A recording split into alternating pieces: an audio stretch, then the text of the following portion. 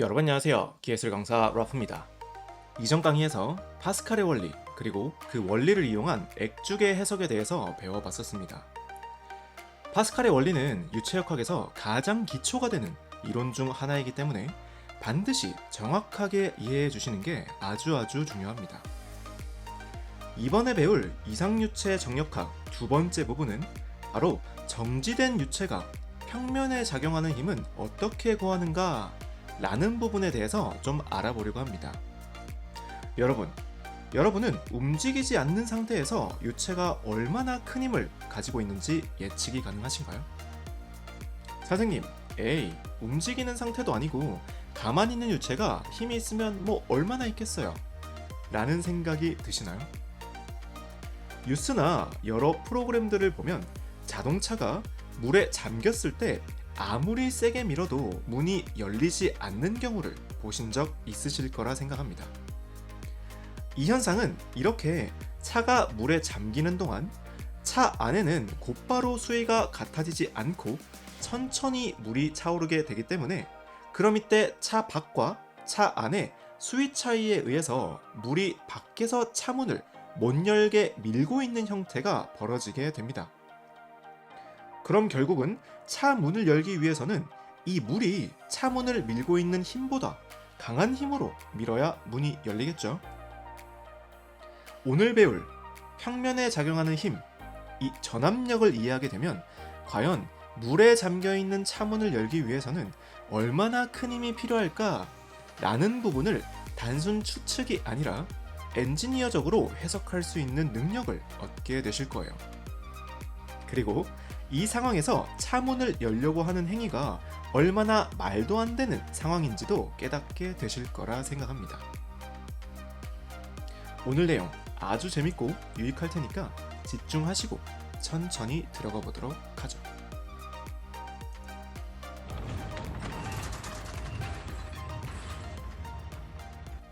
유량이 존재하지 않을 때의 힘, 전압력을 구하는 유형은 크게 두 가지로 이루어져 있습니다. 바로 수평 방향 힘과 수직 방향 힘으로 말이죠. 첫 번째는 수평 방향으로 작용하는 힘입니다. 이런 직사각형이 물에 잠겨 있다고 가정해 보겠습니다. 이때 이 도형은 빨간색 화살표처럼 수압을 받게 될 거고요. 이때 도형이 받는 힘의 크기는 비중량 감마 곱하기 도심 h 바 곱하기 면적 a로 구할 수 있습니다. 사각형에서의 도심 h 바는 높이의 절반을 해주시면 되기 때문에 4 하면 될 거고요. 수평 방향 힘 구해보면 F는 물의 비중량 9800 곱하기 도심 4 곱하기 면적 8 곱하기 5로 구해볼 수 있습니다. 여기까지 이해되셨나요? 하나도 어렵지 않죠? 계속 가보겠습니다. 이번에는 사각형이 아닌 삼각형이 물에 잠겼다고 해보겠습니다. 삼각형에서의 도심은 높이의 3분의 2 지점이기 때문에 h반은 4 해주시면 될 거고요. F 다시 한번 구해보면 물의 비중량 9800N per 세제곱미터 곱하기 h바 4m 곱하기 삼각형의 면적 밑변 곱하기 높이 나누기 2 해주시면 구할 수 있습니다. 세 번째, 이번에는 물체가 수표면에 딱 위치한 게 아니라 더 밑으로 잠겨있는 상황에서는 어떻게 해석되는지 살펴보겠습니다. 이런 직사각형 물체가 표면으로부터 3m 아래에 위치해 있다고 하면 이때의 도심은 5m라고 해주셔야 합니다. 물체 자체의 도심 2m에다가 3m를 더해서 나온 값이 되는 거죠. 이 부분만 이해하셨다면 나머지 계산 과정은 동일하니까 적어보면 9800 곱하기 5 곱하기 4 곱하기 6 하면 되겠네요. 좋아요. 지금까지는 수평 방향에서의 힘을 구해봤는데 이번에는 수직 방향 힘입니다.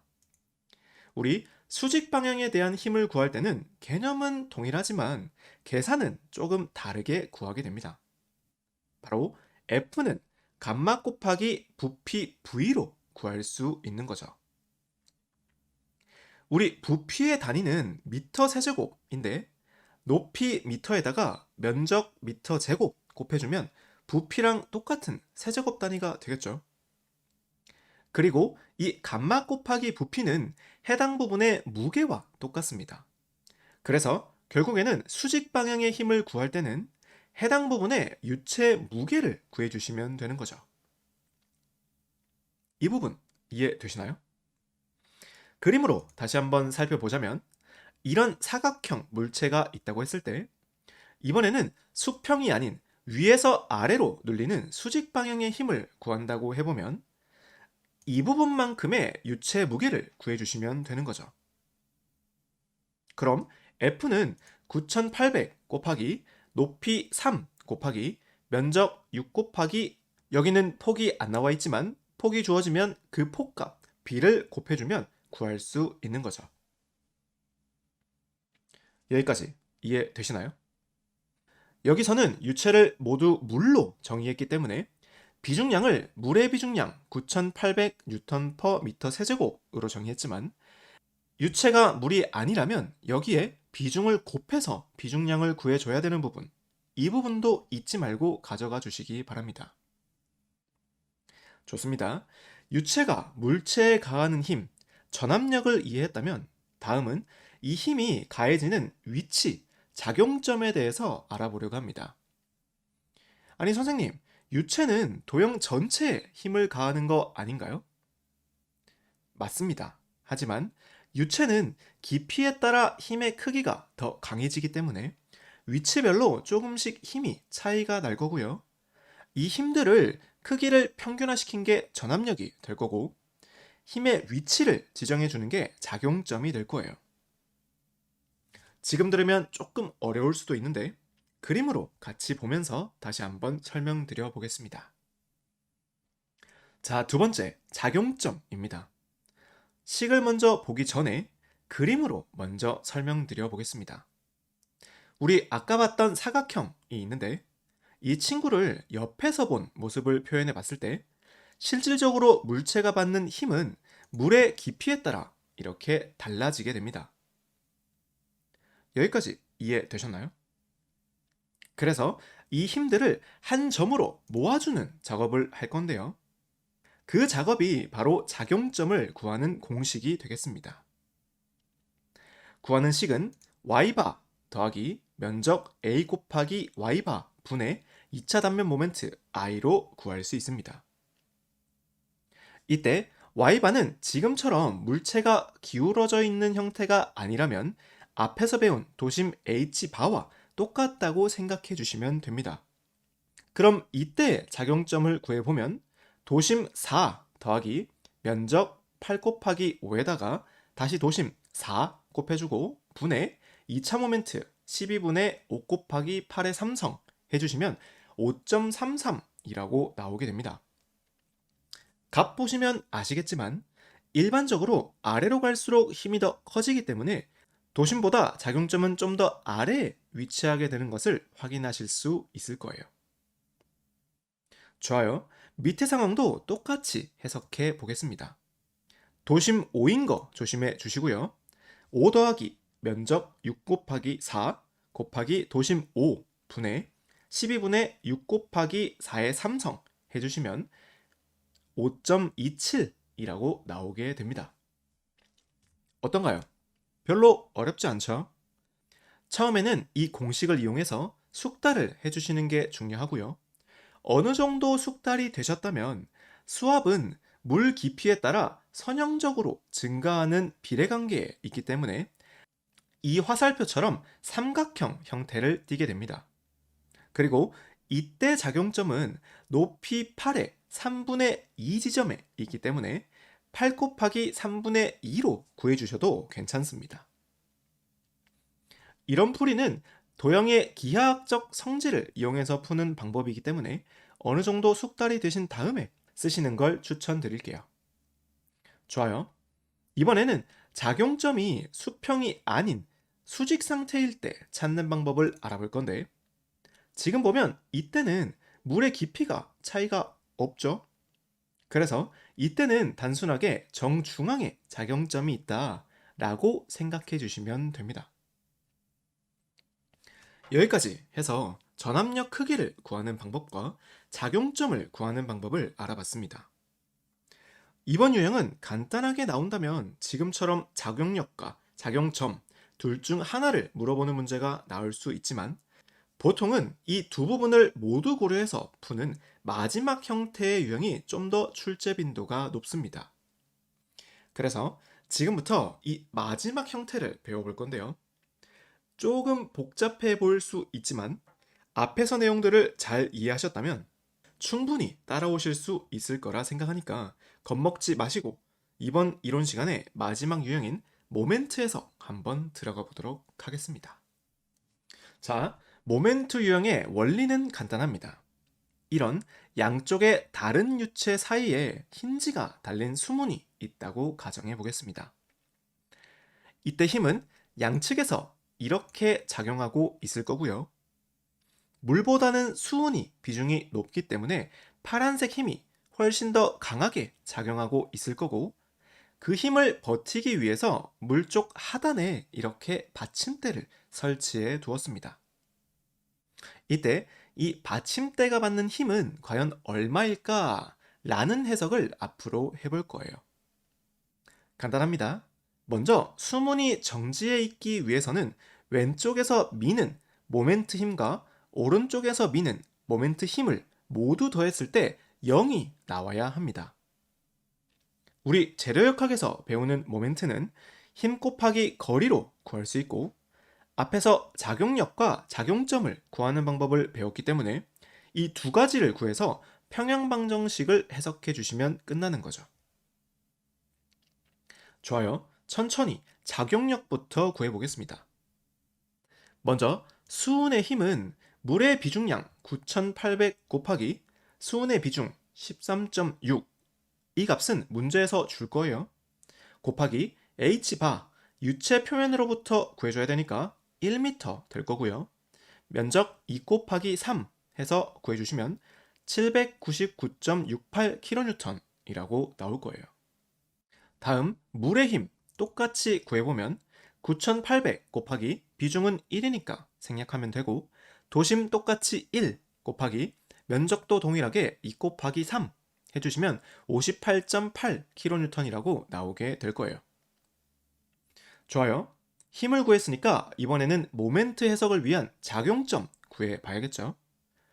수은의 작용점 구해보면 도심 1 플러스 2 곱하기 3 곱하기 1 분의 12분의 3 곱하기 2의 3성 해주시면 1.33m라고 구해지게 됩니다. 여기까지 이해되셨나요?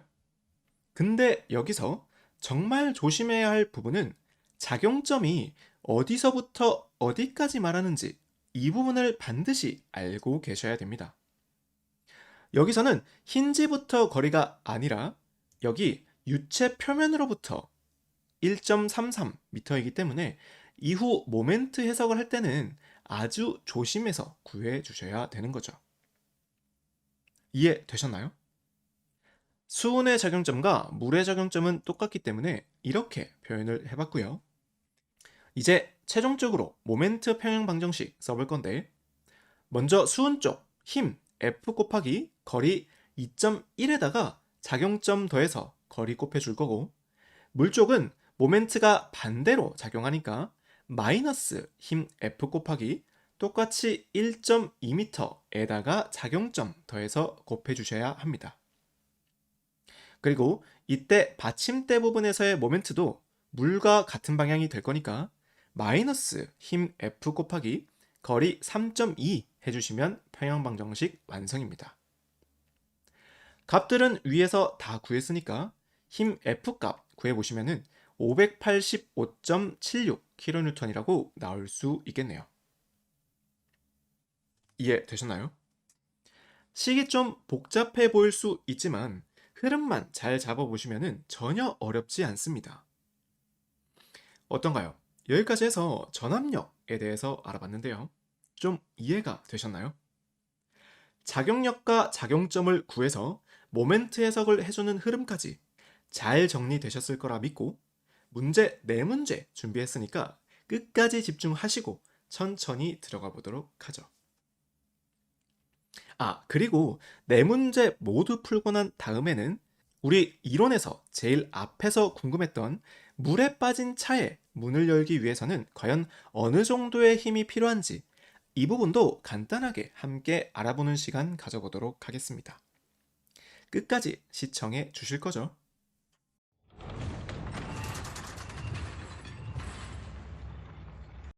먼저 1번 문제입니다. 시간이 좀 길어진 것 같아서 간단한 문제들은 간단하게 구하고 넘어가 볼 건데요. 이런 직사각형 형태에 작용하는 힘의 크기는 얼마인가? 이렇게 물었어요. 작용력 F는 비중량 감마 곱하기 H바 곱하기 면적으로 구한다고 했었고 정보값들 다 있으니까 구해보시면 264.6 해서 답 3번 하시면 됩니다. 두 번째 문제는 조금 특이한데요. 이런 곡면에 작용하는 수평 힘과 수직 힘을 모두 물어봤습니다. 먼저 수평 힘 구해볼 건데 똑같이 F는 비중량 감마 곱하기 H바 곱하기 면적으로 구할 건데 이렇게 곡면에 힘이 작용하는 경우에는 곡면을 빨간색 상태와 같이 평면으로 투영시켜서 해석을 간단히 할 수 있습니다. 이 부분은 유체역학뿐만 아니라 여러 역학에서 아주 중요하게 작용하는 해석 팁이기 때문에 반드시 알고 가주셔야 합니다.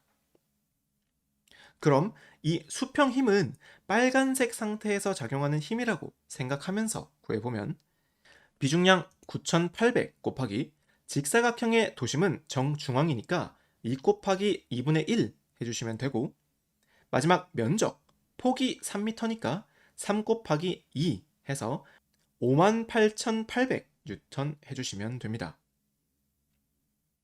여기까지 따라오셨나요? 계속 집중해 주셔야 됩니다.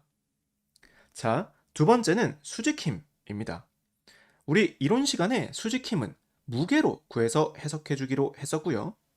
무게는 비중량 감마 곱하기 부피 V로 구할 수 있었고 값 넣어서 해석해 보면 92,362 뉴턴 해서 답 3번 해주시면 됩니다. 곡면 상태 해석도 출제율이 아주 높기 때문에 한 번 더 정리해 주시면 좋을 것 같고요. 계속해서 세 번째 문제 넘어가 보겠습니다. 세 번째 문제는 작용점 문제를 가지고 와봤습니다. 작용점 Y식 한번 떠올려 보시면 이렇게 됐었고요. 도심은 따로 값이 주어져 있지 않기 때문에 Y바 그대로 써줄 거고 원넓이 4분의 파이 d 제곱 곱하기 Y바 분의 원의 2차 모멘트 64분의 파이 d 4제곱 해서 정리해 주시면 답 2번 해주시면 됩니다. 문제를 조금 빨리 넘어간다고 생각이 들면 잠깐 멈춰서 먼저 풀어 보시고 해설 들으셔도 되고 아니면 강의를 먼저 듣고 나서 다시 한번 쭉 풀어보시면 좋겠습니다. 자, 오늘의 마지막 문제, 모멘트 해석 유형입니다. 힌지가 있는 수문에서 수문이 닫은 상태를 유지하기 위한 F는 얼마인가? 라고 물었어요.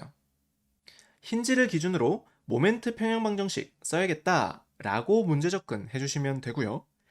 작용력부터 순서대로 구해보겠습니다.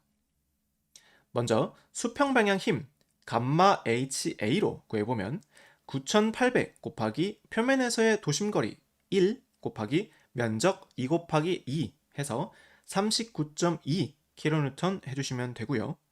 수직방향 무게 해석 해주기로 했었으니까 9800 곱하기 높이 2 곱하기 면적 2 곱하기 2 해서 78.4 kN 해주시면 됩니다. 여기까지 따라오셨죠? 바로 작용점 구해보겠습니다. 먼저 수평방향 작용점은 깊이에 따라 수압이 달라지기 때문에 공식을 이용해서 풀이해 주셔야 됩니다. 값 넣어서 구해보시면 1.33이라고 나오게 되는데 여기서 정말 많은 분들이 실수하는 경우가 이 작용점의 거리는 힌지로부터의 거리가 아니라 표면으로부터의 거리입니다.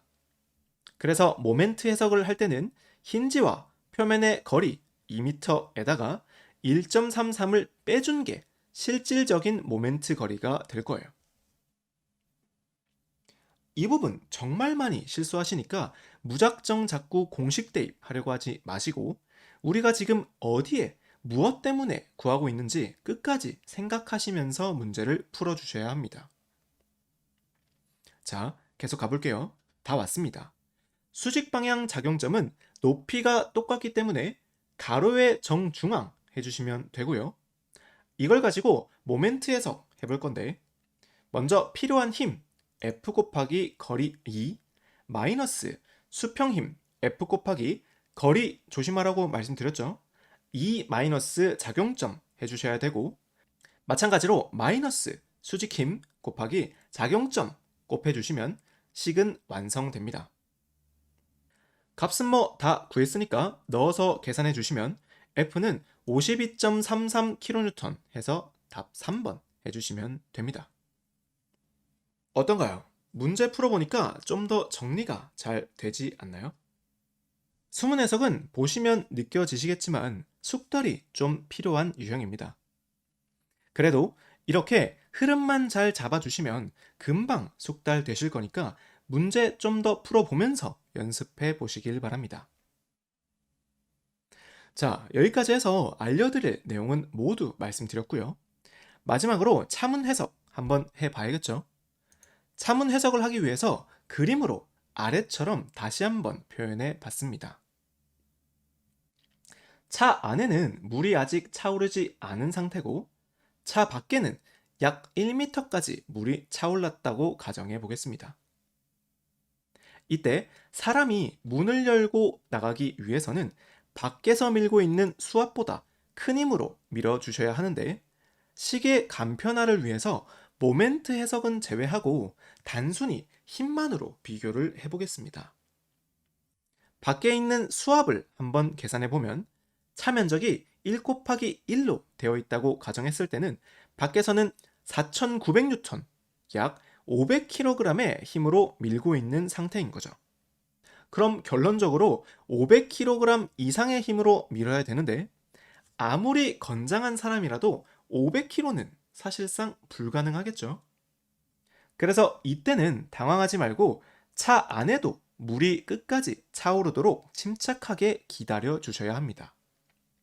이렇게 동일 수위차가 된다면 차 안에서도 똑같은 힘으로 밀어주고 있기 때문에 차 밖의 수압과 상쇄되겠죠. 그래서 이때는 조금만 힘을 줘도 열리게 되는 거죠. 이 부분 이해되시나요? 어떤가요? 신기하지 않나요? 항상 이렇게 단순히 문제풀이만 알려드리는 게 아니라 일상생활에서 또는 실무에서 어떻게 쓰여지고 있는지까지 알려드려야 좀 더 깊은 공부가 되실 거라 생각합니다. 오늘 준비한 영상 여기까지고요. 강의 시간 좀 길어졌는데 들어오시느라 너무 고생 많이 하셨고 다음 강의는 더 좋은 영상으로 찾아뵙도록 하겠습니다.